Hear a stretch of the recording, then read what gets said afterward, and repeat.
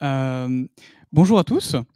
Déjà, je suis très content d'être là. Je vous remercie d'être, présents, aujourd'hui pour ce LFT. Pour ceux qui ne me connaissent pas, je vais me présenter en vitesse parce que je suis assez nouveau dans l'entreprise. Donc moi, c'est Antoine. J'ai 22 ans, je travaille avec l'équipe, QSN Tool, aussi connue sous le nom de Groot. Si jamais vous voyez cette petite image sur Slack, c'est moi. Je suis en train d'envoyer un message, je sais pas quoi, mais j'envoie sûrement un message. À côté de ce que je fais, chez l'équipe Groot, je suis poète. Alors c'est faux, il y a marqué pas vraiment en exercice, mais en fait hier j'ai signé 2 contrats. Wouh! Donc en fait je suis en exercice. Voilà, merci. Ils sont pas payés, dommage. Voilà. Hem, c'est mon premier LFT aujourd'hui, c'est pas ma première presse ni ma première conf, mais c'est mon premier LFT, donc je suis très content. Donc soyez sympa avec moi s'il vous plaît, parce que sinon je suis un pauvre poète sensible, je vais pleurer. Aujourd'hui, je vous ai réunis, enfin non, je vous ai pas vraiment réunis en fait, vous êtes réunis parce que c'est vendredi de l'FT, pour vous parler, pour contextualiser un petit peu ma présentation avec un titre un peu pompeux qui s'appelle «Poésie de Baudelaire aux équipes de dev, comment repenser notre vision du monde». Vous voyez ce petit œil super classique, normal, humanoïde? Eh bien moi aujourd'hui à la fin du LFT, j'aimerais que vous ayez tous cet œil surréaliste, super bizarre, pas dessiné par Dali, mais pas dessiné par Dal, tiret E, voilà, parce que j'aime bien faire de la génération d'images. OK, aujourd'hui on se pose une question: pourquoi apporter de la poésie dans notre quotidien? C'est une question qui est un petit peu vaste globalement. Vous savez tous ce qu'est la poésie, ou plus ou moins, vous en avez tous lu, ou en tout cas vous en avez tous, potentiellement lu devant vos camarades de classe en CP ou en CE1. Moi aujourd'hui je vais vous parler de choses un petit peu plus poussées que le CP et le CE1, mais on va peut-être revenir dessus à un moment. Donc pourquoi amener de la poésie dans notre vie? Eh bien, Jean-Pierre Siméon, poète français, nous le dit avec un truc super smart: la poésie, c'est comme les lunettes. C'est mieux pour voir. Je ne sais pas s'il y a, oui, il y a beaucoup de gens avec des lunettes, donc vous voyez très bien de quoi il veut parler. L'objectif, c'est de vous faire comprendre qu'avec la poésie dans le quotidien, et on ne parle pas que de littérature, vous allez peut-être pouvoir mettre un petit peu plus de texture dans les choses que vous pouvez voir au quotidien. Mais je vais commencer par un tout petit peu d'interaction. Donc ça tombe bien, on a deux micros. Trop bien. Pour vous, c'est quoi la poésie? Je vais prendre deux, trois petites mains levées pour voir si vous avez des définitions sympathiques à me donner, et ensuite on avancera. Est-ce qu'il y a des gens dans la salle, par hasard, donc à Lyon, qui auraient envie de prendre la parole en vitesse pour me dire ce que c'est que la poésie en deux, trois mots? C'est la capacité d'aborder un sujet en suivant des règles strictes. Ouais, notamment. Allez. C'est la capacité à décrire quelque chose sans jamais le citer. C'est une jolie façon de dire les choses. Vous me facilitez pas la tâche parce que normalement j'ai beaucoup de préjugés qui viennent à ce moment-là. Là pour l'instant vous dites des trucs qui sont assez pertinents. Est-ce qu'il n'y a pas quelqu'un qui veut faire une erreur s'il vous plaît dans la salle? Ce serait vachement plus pratique. C'est quand ça rime. Ouais, parfait, merci, c'est cool, yes. Ok, alors, en général, les gens, ils ont un a priori sur la poésie et sur les poètes au global. La poésie, pour eux, c'est souvent quelque chose de sentencieux, qui se veut solennel, complexe à comprendre, et qui a souvent un côté un peu barbant. C'est pas le cas. Souvent, on imagine que c'est édifiant. Il y a un côté très moralisateur, notamment avec la fable. Il y a un contexte qui est souvent dans l'apprentissage. On relie souvent ça à nos cours d'école, de primaire, de collège, de lycée, etc. Il y a aussi beaucoup de gens qui pensent que la poésie, c'est dégoulinant de sentiments. On est là, on est tous des crybaby à pleurer et à prendre nos pilules d'opium. C'est pas tout à fait le cas. Et il y a beaucoup de gens aussi qui imaginent que c'est un langage cryptique, parce qu'effectivement, il y a des poètes qui sont un peu ravagés du ciboulot et qui écrivent des trucs compliqués à comprendre. Mais rappelez-vous, comme tout type d'art, en général, l'artiste sait mieux que vous ce qu'il a fait. Et c'est normal. Mais si ça peut vous rassurer, aujourd'hui, on va essayer d'effacer tous ces stéréotypes-là. Et on va essayer de parler de choses qui sont un petit peu plus à la fois métaphysiques. Donc j'adore les mots compliqués, vous allez voir, il y en a alors beaucoup. À la fois métaphysique et en même temps peut-être méditatif. On va essayer de vous apporter quelque chose qui ne soit pas que de la poésie pure et dure. Mais bon, on va quand même commencer par un petit cours magistral. Qui a envie de retourner en classe de première L? Personne, évidemment. Eh bien, je vais quand même vous prendre 5 à 10 minutes pour retourner en classe de première L, pour vous rappeler un peu ce que c'est que la poésie au sens général, pour qu'on puisse ensuite évoluer dessus. Bon, déjà, la poésie, c'est quoi? Le Robert nous le dit. C'est l'art du langage qui vise à exprimer ou à suggérer par le rythme, l'harmonie et l'image. Donc, c'est exactement ça, c'est dire des choses sans vraiment avoir à les dire. c'est à la fois des rimes aussi. Enfin bref, c'est essayer de travailler sur quelque chose, c'est créer en fait de l'émotion et créer quelque chose qui peut avoir du sens. Il faut savoir que c'est un mot qui a beaucoup évolué au fur et à mesure des années. Jusqu'aux années 1878, on mettait des trémas dessus. Pourquoi pas. C'est un mot qui a vraiment énormément évolué sur son appréciation. Il fut un temps, c'était donc pendant la période de la Grèce antique, c'était vraiment le concept même de créer. Globalement, quand tu disais à quelqu'un en traduction très mauvaise de grec, je suis en train de faire un build sur n'importe quel langage, on disait poienne. Voilà, maintenant on ne dit plus trop. Mais on va essayer d'évoluer, c'est pas que ça. La poésie, elle se décompose en plusieurs genres que vous connaissez tous, que vous avez potentiellement appris quand vous étiez à l'école, le mythe pendant la Grèce antique, tout ce qui a été écrit par Homère, l'Odyssée, patati patata, des choses plus contemporaines avec le calligramme, qui est un peu plus joli, qui essaie en général de représenter ce qu'il raconte, le haïku, poème japonais en 3 vers, qui essaie de susciter l'infiniment grand avec de l'infiniment petit, ou encore des choses qui sont comme la prose, qui est donc littéralement pas du rime, vu qu'en général, on est plutôt sur la réflexion textuelle, un bloc, des paragraphes, vraiment de l'écriture au fur et à mesure. Des romans en prose ont été écrits, donc on peut se taper 4 pages de poésie qui sont vraiment écrits en bloc. De la fable, vous connaissez tous Jean de La Fontaine, et dans notre monde contemporain, du rap et du chant en général, qui sont aussi l'évolution de la poésie, et comme on le disait, l'idée d'avoir de l'harmonie, du rythme, etc. La poésie, comme beaucoup de genres littéraires, elle se structure. Elle a une structure, elle a des codes. Donc, elle a beaucoup de codes d'ailleurs. Hein. Vous pouvez avoir ce magnifique nuage de mots. Quand on prend plusieurs trucs là-dedans, on finit par faire un poème. Genre, par exemple, si je commence à prendre des rimes embrassées avec des vers et que j'en fais en alexandrin, ça me fait un sonnet. Super. Et si à côté de ça, je m'appelle Michel Houellebecq et que je prends des vers libres avec des rimes pauvres, voire pas, ça me fait du Michel Houellebecq. Voilà. Il y a beaucoup de codes, mais l'avantage de tous les arts, c'est que quand on a des codes, on a toujours des artistes sur la génération d'après qui disent oh, franchement, ce qu'ils ont fait il y a 200 ans, c'était pas ouf. Du coup, ils cassent les codes et ils font des choses complètement nouvelles. C'est pour ça que, en fait, depuis quelques années, on a du poème libre qui est souvent vachement répertorié avec des poètes contemporains où l'idée, c'est de s'affranchir de tout ce qu'on avait avant. Donc, c'est pour ça qu'en général, c'est à partir de là que les gens commencent à dire que c'est un langage cryptique. Alors ça, c'est le truc le plus, comment dire, redondant. Vous avez tous étudié ça à un moment dans votre cursus scolaire. Les mouvements littéraires, c'est les mêmes en poésie. Je vous ferai pas l'affront de tous vous les citer parce qu'il y en a plein. J'ai mis plein de couleurs pour que ce soit bien visuel, mais vous n'êtes pas obligé de les retenir parce que vous avez sans doute tous oublié et c'est très bien comme ça.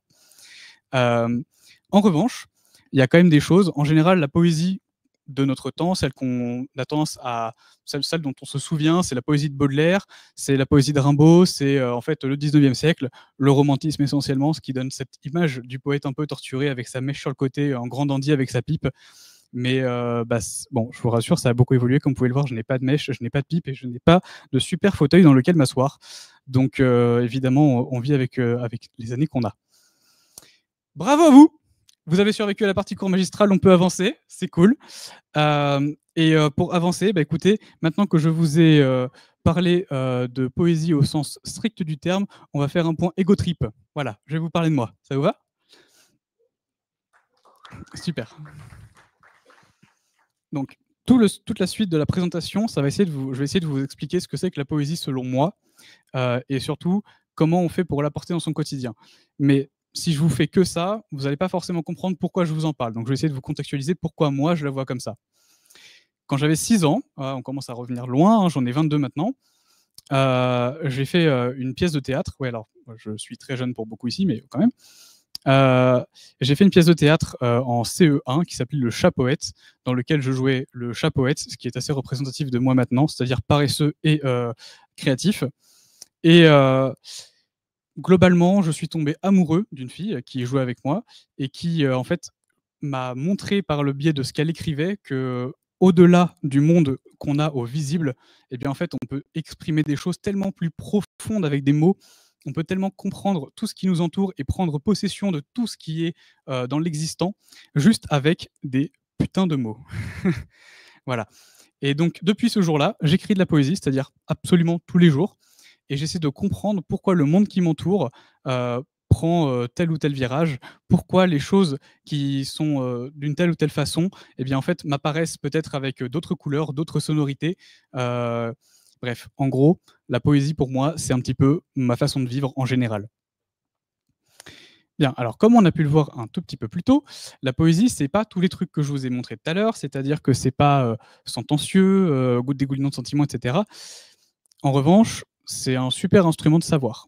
La poésie, c'est un super instrument de savoir, sur la partie littéraire comme non, d'ailleurs, parce qu'elle va vous susciter l'interrogation et l'étonnement, et ce que je cache derrière tout ça, c'est l'émerveillement. Je ne parle pas forcément du texte, d'accord, hein. Vous pouvez tomber en pamoison devant un magnifique texte de Rupi Kaur, c'est pas un problème, mais je parle vraiment des choses au quotidien, d'accord. Pour faire un petit exemple, globalement, moi, je suis en émerveillement dans les transports en commun tous les jours. Vraiment. C'est-à-dire que je prends mon bus le matin, les gens ils sont tous étalés et écrasés dans un petit bus. Ils ont des odeurs très différentes, pas toujours très agréables. Ça fait du bruit, il y a des gens qui sont sur leur téléphone, il y a des gens qui ne sont pas sur leur téléphone, ça braille pas. Ben en fait, moi je trouve que là-dedans, il y a une émulsion humaine qui est magnifique. Et en fait, ça vient m'interroger, m'étonner sur notre condition en tant qu'être humain. Et oui, comme quoi la poésie, c'est pas seulement du Prévert et réciter des jolies rimes en alexandrin. Et en fait, à partir de ça, eh bien, vous allez devenir curieux. Vous allez essayer de comprendre pourquoi. Pourquoi les gens, le matin, ils ont tous décidé de s'écraser dans un transport en commun au même horaire, alors que peut-être 5 minutes après, ils arrivaient quand même au taf et il y avait moins de monde. Pourquoi ils ont tous décidé d'être sur leur téléphone. Pourquoi, en fait, vous allez amener la question du pourquoi dans votre quotidien. Au-delà de ça, instrument de savoir pour des choses qui sont beaucoup plus pragmatiques, c'est-à-dire la langue. Et ça, dans toutes les langues, que ce soit en français, en anglais, en russe, en hongrois, n'importe quoi, il y en a beaucoup des langues. C'est un instrument d'écoute, parce que c'est un art qui se veut lu à l'oral. Donc, c'est aussi un instrument de diction qui va vous permettre d'apprendre à parler sans doute mieux. Et de façon assez magnifique, c'est surtout un instrument qui va vous permettre de maîtriser votre langue. Ce que je veux dire est terrible, et j'ai beau avoir 22 ans, je vais parler comme un boomer. La langue se perd. La langue se perd dans tous les pays du monde, d'accord? Parce qu'elle évolue, en général, la langue est vivante. Donc, quand on est un vieil aigri, on dit bah, « ce qu'ils font de nouveau, c'est dégueulasse ».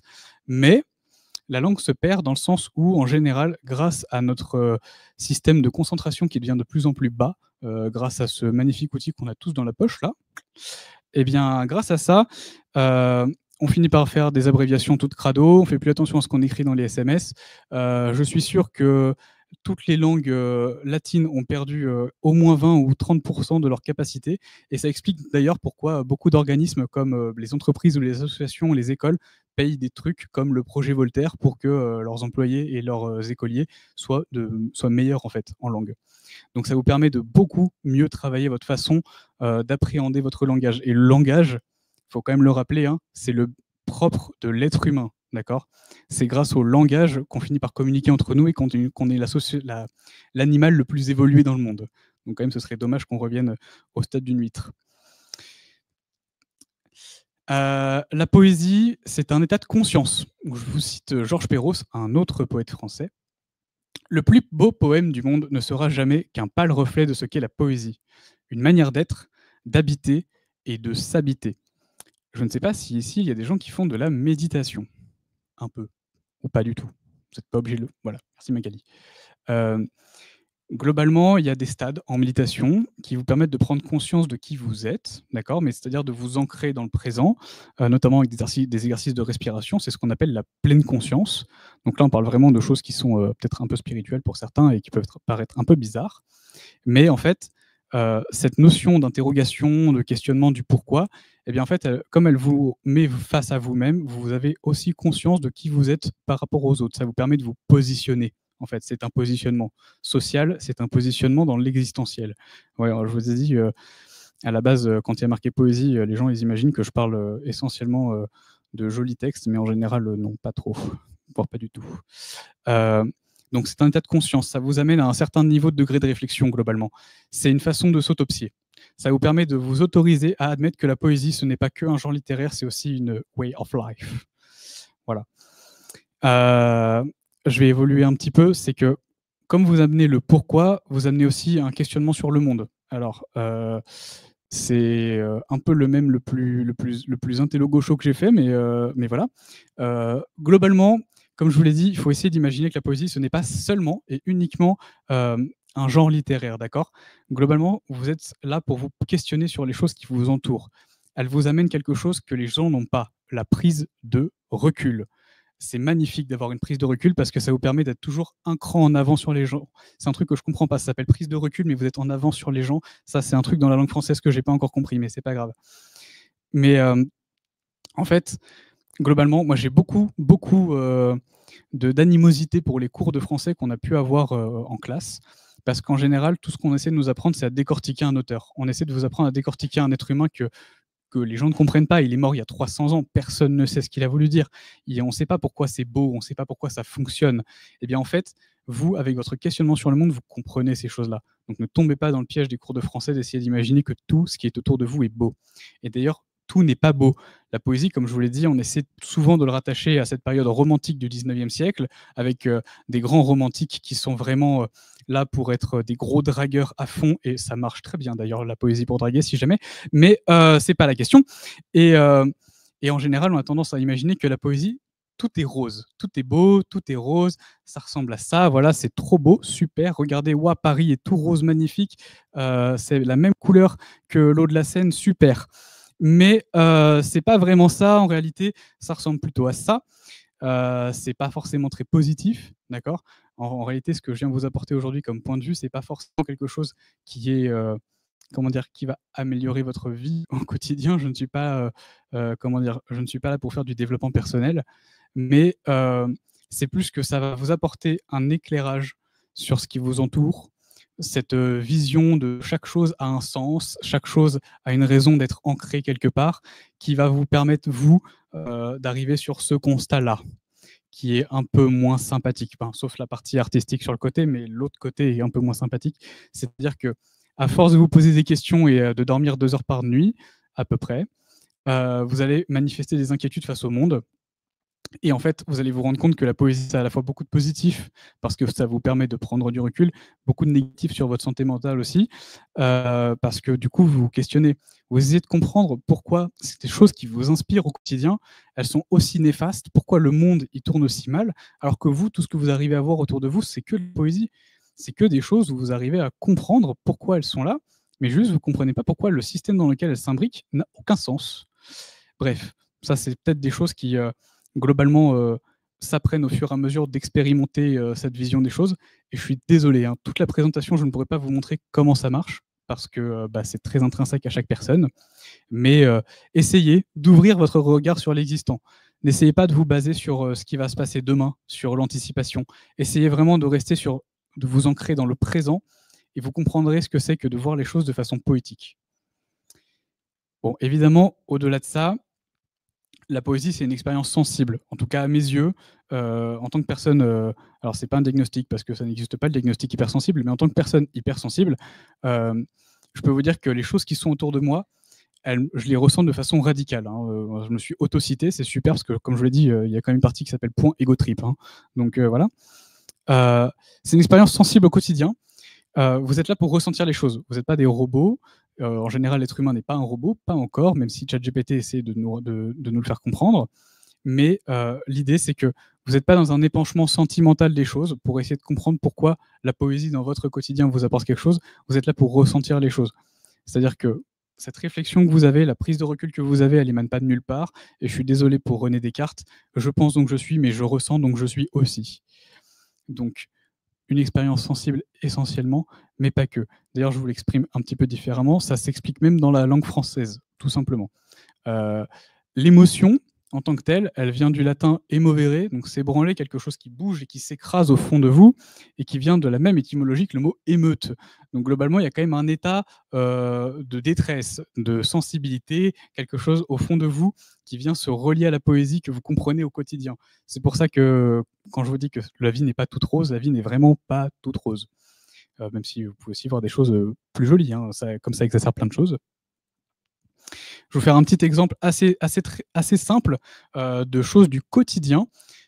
Typiquement, une expérience sensible que moi je vis, comme je vous l'ai dit, je suis passionné de transport en commun, parce que chacun ses passions. Mais je vous prends une scène très classique, c'est-à-dire le métro. C'est un métro japonais, donc là, il n'est pas très représentatif du métro B, mais c'est pas grave. Voilà ce que moi je vois dans le métro B quand j'y suis, à peu de choses près. C'est-à-dire que moi, je vais commencer à décomposer plein de choses sur le panel de tout ce que je peux voir et ressentir. Je vais commencer à voir des gens. Ces gens, je vais essayer de décomposer les matières qui font qu'ils sont là, c'est-à-dire tous les vêtements, l'acier, le coton, le plastique, n'importe quelle matière qui vient s'agglutiner sur eux, la chair, la peau, les cheveux, n'importe quoi. J'essaie de décomposer les couleurs, j'essaie de m'inspirer de tout ce qui m'entoure, j'essaie de me faire des panoramas dans la tête, c'est-à-dire que là, on est dans un métro, donc on est dans une espèce de grosse bestiole, un espèce de gros lombric métallique dans lequel on est tous écrasés comme des sardines, donc je fais des rapprochements entre les deux. J'essaie de me rapprocher de ce que j'ai lu, La bête humaine de Zola, donc l'espèce d'humanisation de la locomotive. J'essaie de comprendre toutes ces choses-là, et en fait, au bout d'un moment, soit vous pétez un plomb, ça c'est cool, soit globalement, ça vous fait pondre un super poème, et ça c'est cool aussi, surtout quand vous décrochez des contrats. Mais en dehors de ça, ça vous permet de comprendre que tout ça, vous voyez, à partir d'une scène aussi simple que ça, vous arrivez à décomposer toutes les choses autour de vous. C'est de ça dont je parle quand je parle de prise de recul. C'est comprendre l'intégralité des choses qui composent ce que vous vivez. Alors, globalement, si on en arrive à ce stade-là, si globalement ça vous permet de ressentir mieux les choses, de prendre conscience de l'environnement dans lequel vous êtes, d'expérimenter tous vos sens, d'apprendre plus de choses, de devenir un mage super puissant sur LoL, non, c'est pas vrai ça. Si ça vous permet tout ça, elle est où la limite ? Elle est où la limite pour pas devenir fou et vous faire interner à force de commencer à imaginer que ce pupitre, putain, c'est quoi la matière déjà ? Bref, voilà. Comment vous faites pour pas devenir fou ? La seule limite, c'est vous. La seule limite, c'est vous au quotidien. C'est vous qui vous l'imposez. C'est-à-dire que vous savez qu'à un moment, il y a des choses qui n'ont pas nécessité à être. Moi, j'ai une passion pour les transports en commun, c'est pas le cas de tout le monde. Mais au bout d'un moment, vous savez que la question, elle se pose plus. La question, elle se pose plus, et c'est à ce moment-là que vous devenez des poètes. Le moment où vous devenez poète, c'est le moment où tout ce que vous avez vu et que vous avez ressenti, vous le retranscrivez dans quelque chose. Et elle est là, la limite. La limite, c'est quand vous créez. Donc, c'est pas la fin, même si ça aurait été une super conclusion, parce que je viens de trouver la phrase. Mais je vous parlais un petit peu de comment le monde a évolué au niveau poétique sur le genre littéraire, avec des gens qui, sans doute, partagent la même vision que moi. Le monde contemporain, actuellement, en termes de poésie, ça ressemble à ça. Voilà. On est quand même assez loin de Prévert. Donc là, on a un mec qui a inventé son propre langage, littéralement. Là, on a un mec, bon, je sais pas, mais là, on a un mec qui fait de la poésie avec du code. C'est pour ça que je parle des équipes de dev. Il faut savoir que la poésie, elle s'inscrit dans beaucoup de domaines. On la retrouve dans beaucoup de choses. En Allemagne, pour le Bundestag, donc le Parlement allemand, ils ont un poète parlementaire, d'accord, qui fait des comptes rendus en poésie, parce que pourquoi pas. À Stanford, depuis 2013, ils ont créé un code Poetry Club. Donc l'objectif, c'est de pondre des codes fonctionnels qui soient réellement poétiques et compréhensibles par tout le monde. Donc le monde évolue, la poésie ne se cantonne plus, il faut briser les codes. C'est aussi de ça que j'essaie de vous parler. La poésie, elle est fondamentalement émotionnelle. Je vous ai mis 2 exemples de textes que j'ai écrits, un truc qui est super classique et un autre qui est... Globalement, c'est ça. Quand je vous dis qu'il y a une émotion qui doit ressortir et qui doit se faire expulser d'un coup parce que vous voyez toutes les choses qui vous entourent. Bon, là, c'était un appel à l'aide, hein, clairement, mais voilà. Le monde, il prend aussi le pli de ce qui se passe au quotidien.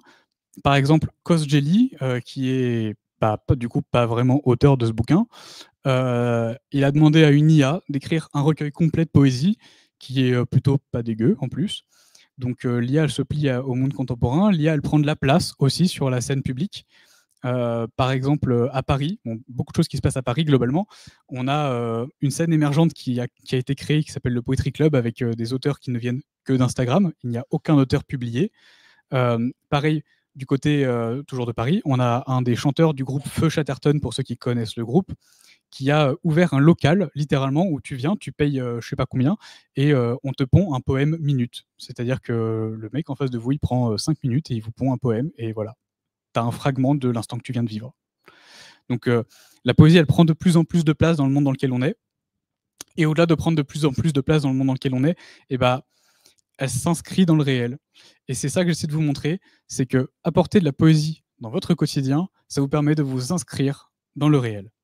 Donc, il y a plein de choses que j'aurais adoré vous dire, mais le temps passe et j'ai un petit caout à vous faire tester pour que vous ayez un petit apport de connaissances supplémentaires. On va voir si le QR code ne fonctionne pas, ce qui est très probable parce qu'il faut que j'en régénère sans doute un. Je vais vous partager autre chose. Est-ce que quelqu'un de la team LFT peut venir au cas où j'ai des petits pépins?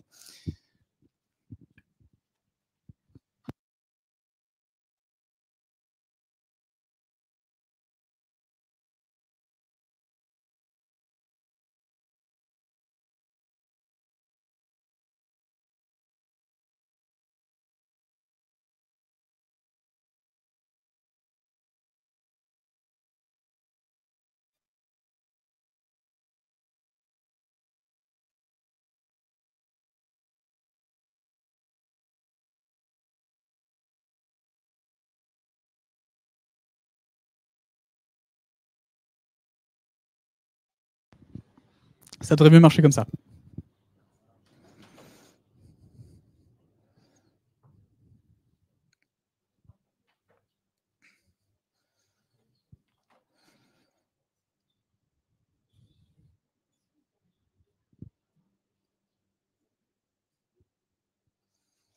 Alors, spoiler alerte, le questionnaire est... Alors, la team LFT y a déjà goûté une partie. Il est complexe, d'accord. L'objectif, si vous réussissez, bravo. Il n'y a rien à gagner à part ma plus grande considération.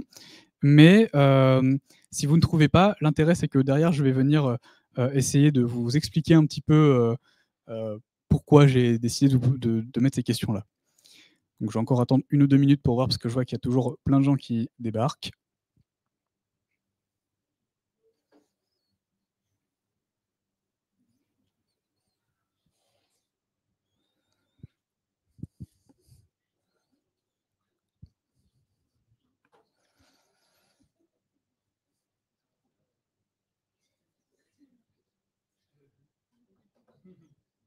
Eh bien.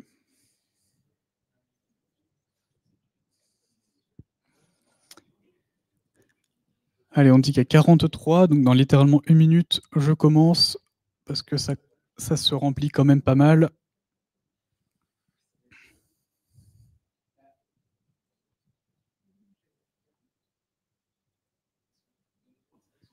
En fait, on va vous avertir d'un petit truc pour ceux qui sont à distance, c'est qu'on a un délai d'environ 30 secondes, non, un peu moins, 10 secondes, 10 secondes, pardon, entre la régie, enfin entre ce qui se passe en live et ce que vous voyez sur YouTube. C'est pour ça que les LFT, c'est toujours mieux en vrai. Voilà, donc il y aura clairement un avantage pour les gens qui sont déjà là.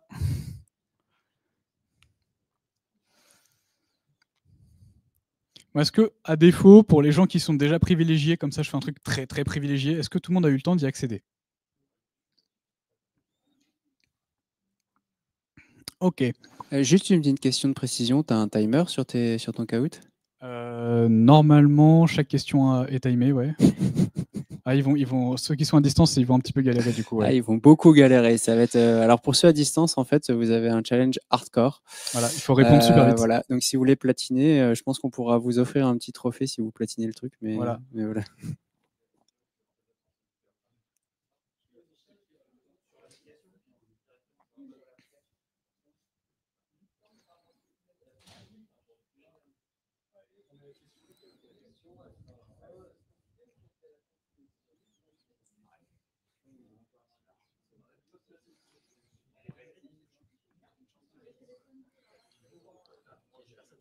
Alors, est-ce que tout le monde est prêt? Est-ce que j'ai quelqu'un dans le chat là-bas qui peut dire si c'est prêt ou pas, si une personne qui parle au nom de tout le monde? Non, mais c'est bon, je pense qu'on peut y aller là. Parce que... On démarre. Bonne chance tout le monde.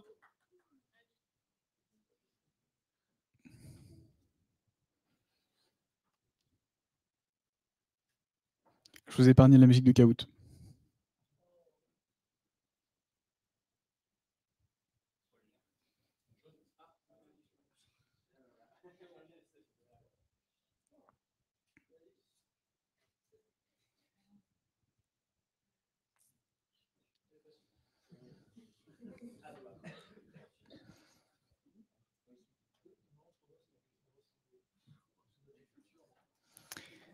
Ok, donc évidemment, comme attendu, c'est une question piège. La moitié des gens ont répondu, enfin en tout cas quasiment la moitié des gens ont répondu André Breton.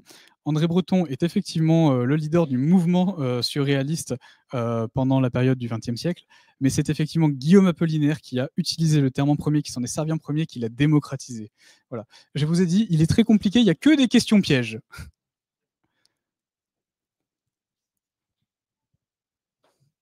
Bah, GG à Bat Dandy.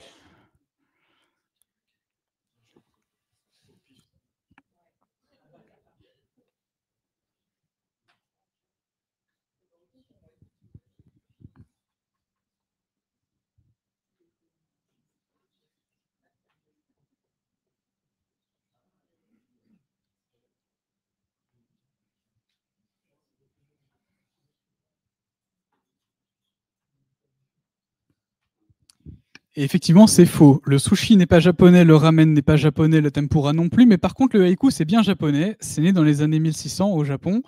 Et ça a été démocratisé par un auteur qui s'appelle Basho. Donc pour une fois, ils n'ont pas piqué tout à la Chine, ni au Vietnam. C'est pas mal. Donc dommage pour ceux qui ont répondu vrai. C'est full japonais. C'est un truc de weeb. Ok, Bad Dandy qui reste en tête.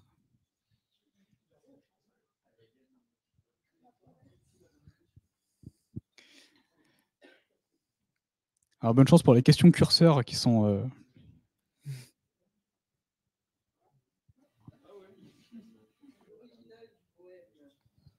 Donc l'original, c'est-à-dire celle qui a été écrite par la main par Arthur Rimbaud.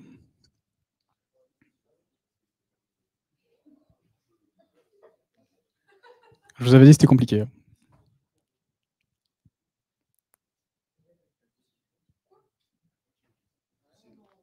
Et pour ceux qui ne connaissent pas les questions curseurs, ça va faire plein de va-et-vient juste pour vous troll. Puis au bout d'un moment, ça va se caler.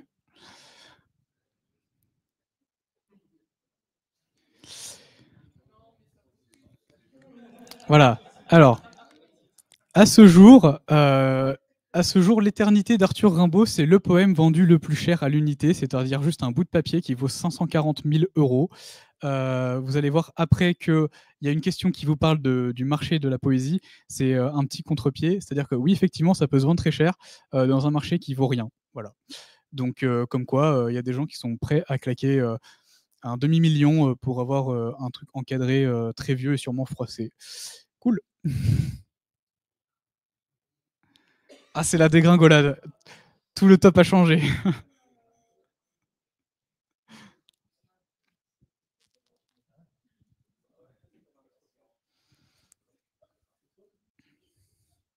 Je suis pas dans la réponse, hélas.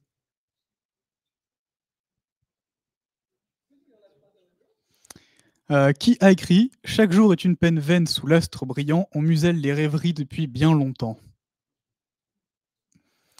C'est pas le père Fouras non plus.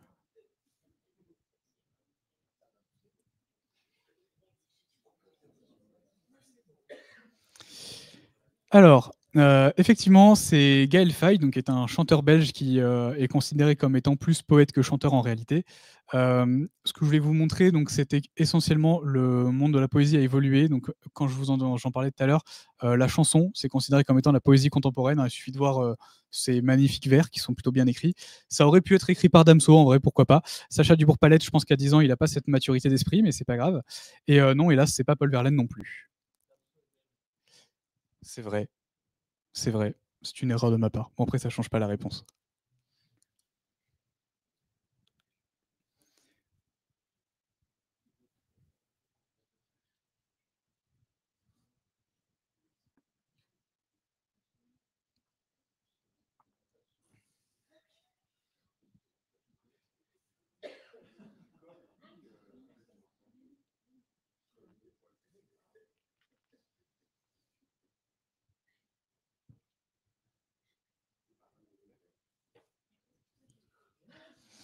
Et oui, c'est vrai. Rimbaud était un petit peu porté sur la question. C'est apparu dans aucun de ses recueils, essentiellement parce que, bah, je sais pas, il aimait pas. Mais oui, effectivement. J'ai rien à rajouter dessus. Hein. C'était juste pour avoir une question rigolote. c'est tout.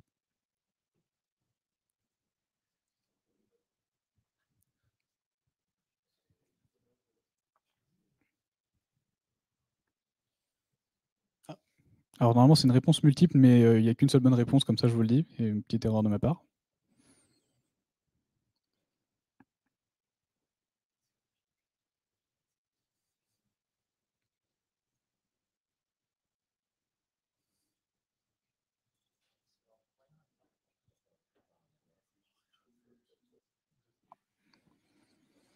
Alors, oui, petite erreur de Kahoot, my bad, mais la vraie réponse c'est 0,4%, mais tous ceux qui ont répondu 0,06, du coup on vous le valide parce que c'est quand même assez proche en réalité.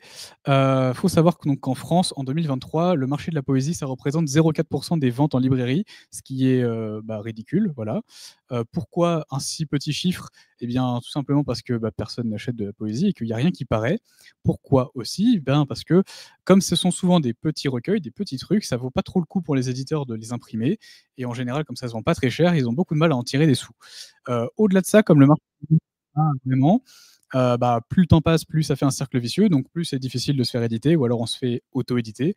Et après, globalement, le vrai problème, c'est aussi que, à part quand on sort d'école primaire, plus jamais vous achetez de la poésie, quoi. Enfin, c'est un peu ça le truc. Par exemple, la philosophie qui est juste au-dessus, genre près des 1 et 2% d'achat, elle a la chance d'avoir les universités de philo qui permettent de faire un petit peu les chiffres. Il n'y a pas d'université de poésie. Voilà. Oui, ma souris. Tac.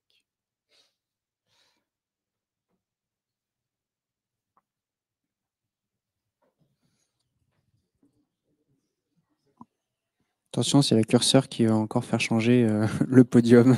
Il y a des chances, ouais.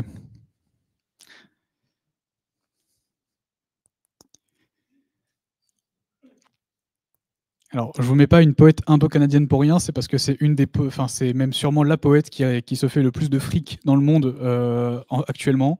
Donc voilà.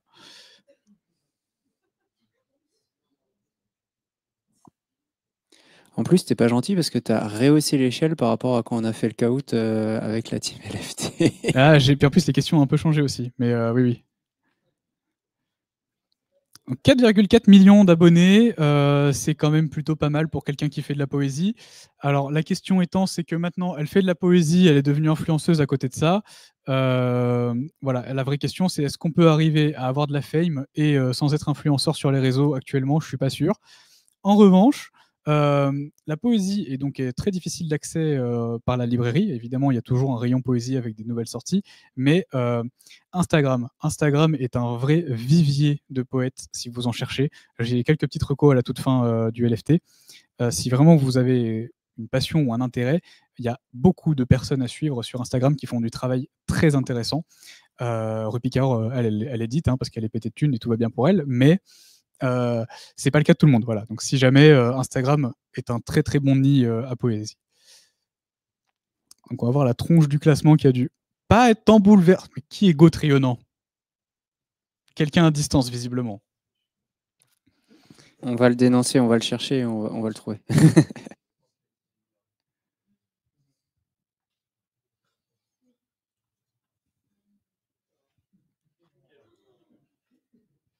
Donc, je vous ai mis une magnifique image de Pavot, du coup.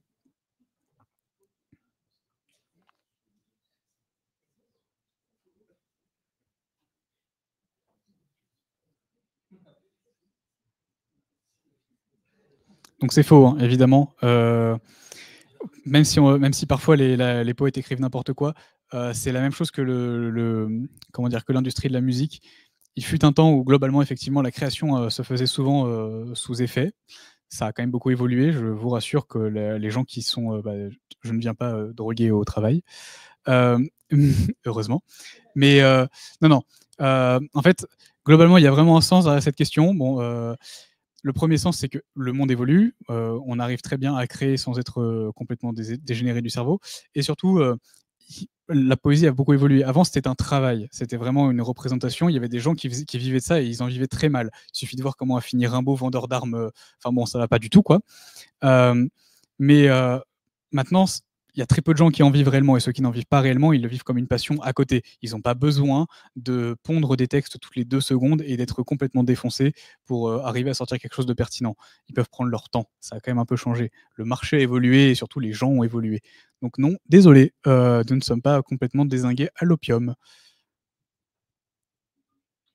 Et Gauthier rayonnant qui rayonne, magnifique. Là, c'est vraiment une réponse multiple.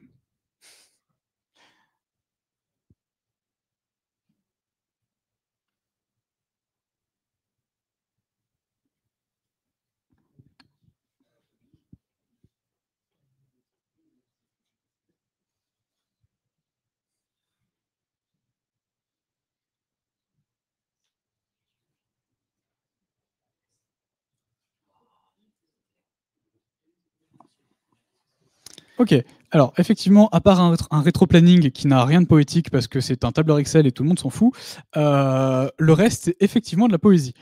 Le rap, donc, comme je vous l'ai dit, le code fonctionnel qui est employé actuellement pour faire de la poésie, et le Kidung qui est connu par personne, et je l'ai découvert pour faire le LFT, donc c'est normal que certains ne l'aient pas répondu, c'est de la poésie d'un sous-peuple javanais. Voilà. Bah, c'est un petit groupe ethnique au sein des équipes javanaises. Oui, c'est vrai, ça se dit pas trop. Mais c'est juste que comme ils sont en représentation très minoritaire, c'est vrai qu'ils sont pas très nombreux, quoi. C'est un petit peuple, plutôt. Voilà. Un sous-groupe ethnique. Un sous-groupe ethnique, On va dire merci. ça comme ça. Comme ça, j'évite de me faire cancel.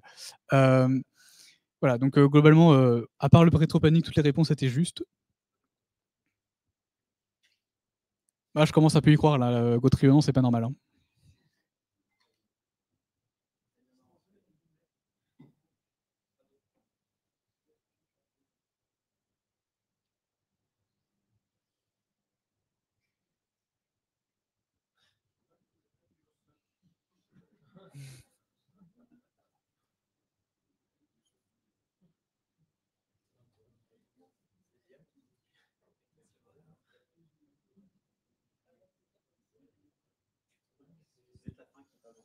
Et donc, effectivement, c'est faux. Voilà, parce que sinon, je n'aurais pas besoin d'être en alternance. Logique. Mais donc, oui, non, bah non, il n'y a rien à dire, hein, globalement, non. Ça ne m'apporte rien à part des contrats qui ne sont pas payés. Donc, c'est la réalité des choses. Hein. Non, non, mais comme je vous l'ai dit avec Rupi Kaur, globalement, les poètes, ils sont juste des passionnés qui n'ont pas de thunes. Hein. Donc non, ça ne m'a pas rendu riche, beau, musclé et un entrepreneur accompli. Je ne suis pas un maverick entrepreneur grâce à la poésie. Peut-être un jour. C'est exactement mon objectif. Il faut savoir que pendant un temps, j'ai été contractualisé pour écrire un poème de droit du travail. Donc je me dis peut-être un jour, why not? On ne sait pas. Ah. Il n'y a pas eu de point, oui, c'est normal. En même temps, la question est un peu obvious.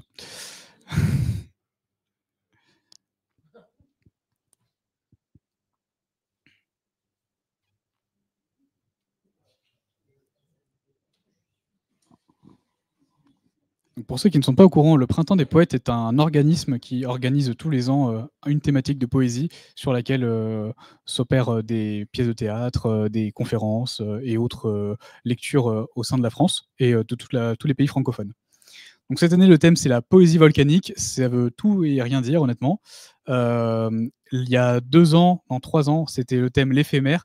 Et j'aurais trouvé ça ultra logique que cette année, ce soit Poèse IA. Mais non, hélas. C'est un peu dommage. Et non, et cette année, ce n'est pas Bedrock ma vie, mon œuvre, même si ça aurait pu être un peu rigolo.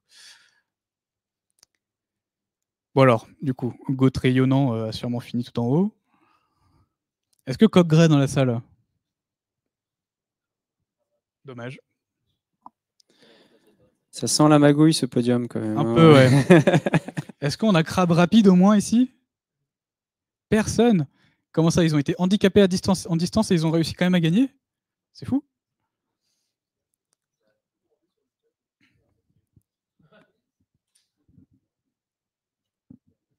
Alors, on se plaint du réseau dans la salle, qui est peut-être une excuse.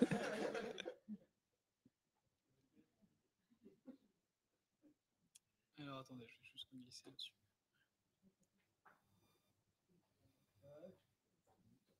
Hop là, on reglisse dessus.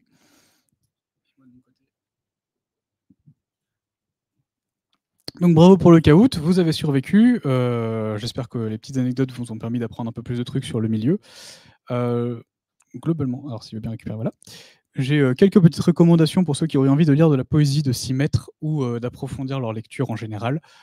Dans les lectures, on va dire, classiques avec des vrais bouquins, il y a Richard Brautigan, donc vous l'avez vu en couverture, et puis là, c'est juste lui, là. C'est un poète américain du Massachusetts, donc comme quoi on peut venir de là-bas et écrire des trucs subtils, ça arrive. Voilà, c'était un petit tacle Kratos. Donc je vous en ai parlé, Arthur Teboul, qui a écrit Le Déversoir et qui a sorti un lieu qui s'appelle Le Déversoir à Paris. Et la pépite que je recommande à beaucoup de gens, c'est Alice Mendelssohn, qui a sorti un recueil qui s'appelle L'érotisme de vivre, qui n'a rien à voir avec l'érotisme. C'est son premier recueil à 94 ans. Voilà, c'est bon. J'espère qu'elle aura le temps d'en faire d'autres, mais c'est potentiellement son dernier recueil aussi. Voilà, où elle retrace toute sa vie. Après, s'il y a des gens qui sont des addicts à Instagram, donc je vous ai dit qu'il y avait beaucoup de poètes intéressants sur Instagram, notamment Crottin Verbeau, qui fait des trucs très sympathiques sur ce que c'est que la fausse poésie. Grosso modo, qui a une vision du monde qui l'entoure qui est assez proche de ce que je vous ai raconté tout à l'heure. Et Anastasia Goujon, c'est un peu plus classique, mais c'est très sympa et ça me permet aussi de faire ma part de parité. Vu que je parle de sous-peuple, il faut quand même que je fasse aussi attention à la parité. Bref, on ne sait jamais. Voilà. Donc, merci beaucoup pour votre attention. Si vous voulez me donner des retours, vous avez Open Feedback. Si vous voulez me suivre sur Instagram, parce que je fais aussi l'autopromo, voilà, vous pouvez. Voilà. Et sinon, il y a le HS Poésie sur Slack que j'anime et que je vais continuer d'animer comme je peux. Merci beaucoup.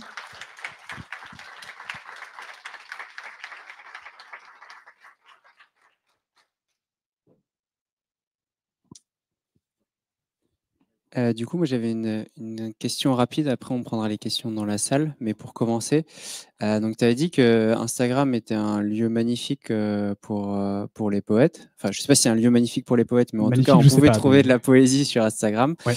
Et je me demandais si sur X, ou sur Twitter, anciennement X maintenant, c'était pas aussi un peu justement un lieu idéal pour... Tout à fait. Sur Twitter, alors maintenant je ne suis plus sur X, donc je ne peux pas dire, mais quand il y avait encore Twitter avec un petit oiseau bleu, il y avait effectivement beaucoup de poètes qui écrivaient des choses du coup très courtes, c'était très intéressant, pas mal de contes de haïku. Il y avait un mec qui faisait d'ailleurs il faisait un haïku où il glissait tout le temps une réplique de film à l'intérieur, c'était assez rigolo. Donc oui, anciennement, ou en tout cas feu l'oiseau de Twitter, il y avait beaucoup de poésie, je ne sais pas si c'est toujours le cas, mais c'était effectivement un beau support. Maintenant, il y a Blue Sky, il y a Threads de Instagram qui fonctionnent un peu de la même manière, qui fonctionnent aussi bien, mais comme je n'ai pas trop fouiné, je ne peux pas vous en dire plus. Et du coup, est-ce qu'on a des questions dans la salle ?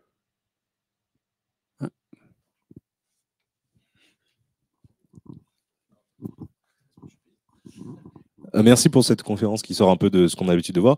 Je sais qu'à une époque, il y avait des clubs de poètes avec des types d'exercices, donc parler de tout n'importe quoi avec des règles. Est-ce que ce genre de choses existe notamment sur Lyon ? Alors, sur Lyon, effectivement, il y a une communauté de poésie. Récemment, d'ailleurs, il y a eu des lectures au niveau du 2e arrondissement. Il y a une petite librairie qui en a fait. Enfin, ça arrive assez régulièrement. Ça arrive toujours. Ça ressemble quand même vachement moins à la Dead Poets Society, hein, mais c'est assez sympa. Et ça ressemble pas non plus à l'Oulipo créé par Raymond Queneau, même si ça aussi c'était assez sympa. Mais oui, il y a des collectifs de poésie. Je peux pas vous donner de nom parce qu'en général, ils n'ont pas vraiment de nom. Juste, ils se réunissent, ils se connaissent entre eux, ils sont dans leur milieu d'influence, on va dire. Mais ça existe toujours. Ouais. Est-ce qu'on a encore des questions dans la salle ? Monsieur Moncy, une deuxième fois. Bonjour, merci pour cette conférence. J'ai vu, effectivement, il y a quelques semaines maintenant, tu as créé le channel HS Poésie que j'ai rejoint, même si je ne regarde pas assez régulièrement. Ça donne quoi aujourd'hui ? Eh bien, alors, je ne poste pas quand je suis en semaine de cours, donc il y a une semaine par mois où je ne poste pas. Et globalement, là, comme j'ai été un peu occupé, je n'ai pas beaucoup posté, mais je vais, je pense, changer mon format. Au lieu d'écrire des trucs, je vais partager les choses que je lis, ce qui est aussi assez sympa. Et j'incite les gens qui sont dessus à écrire aussi, si vous avez envie. J'avais parlé un petit peu donc, du thème du Printemps des poètes de cette année. Il y avait un concours qui était organisé par la ville d'Annecy sur le thème. S'il y a des gens qui avaient envie d'y participer, parce qu'ils peuvent encore, hein, c'est jusqu'en janvier, donc... Voilà, si ça intéresse des gens, normalement, je peux envoyer toutes les informations sur Slack. Est-ce qu'on a une troisième question? Une question sur YouTube? Alors, la question sur YouTube était de savoir, selon toi, quel est le rapport entre l'IA et la poésie? Alors, c'est un peu compliqué parce que je suis très... Comment dire? Mon point de vue sur l'IA en tant qu'artiste est un petit peu compliqué parce que c'est assez facile de se dire qu'on nous pique du boulot. Il y a aussi des choses assez intéressantes. L'IA n'est jamais créative, elle ne sera jamais créative parce que la seule chose qui est créative, c'est l'être humain qui est derrière l'IA. Mais comme elle ne fonctionne pas avec le même système de neurones que nous, même si ça essaie de s'en rapprocher, elle sort des trucs assez bizarres qui parfois sortent de l'ordinaire et sont assez intéressants à analyser. Cependant, je ne suis pas sûr que ce soit ça qui nous permette de faire un nouveau type de poésie. Après, c'est intéressant à utiliser comme outil, comme beaucoup d'artistes qui deviennent des IA artistes, etc. Mais ouais, je ne sais pas si c'est vraiment ça qui va nous permettre d'avancer dans le genre, ni même de nous ouvrir les yeux sur plein de choses, parce que comme l'IA ne travaille que sur l'existant, elle ne fait rien de nouveau, quoi. Ok. Ben, je pense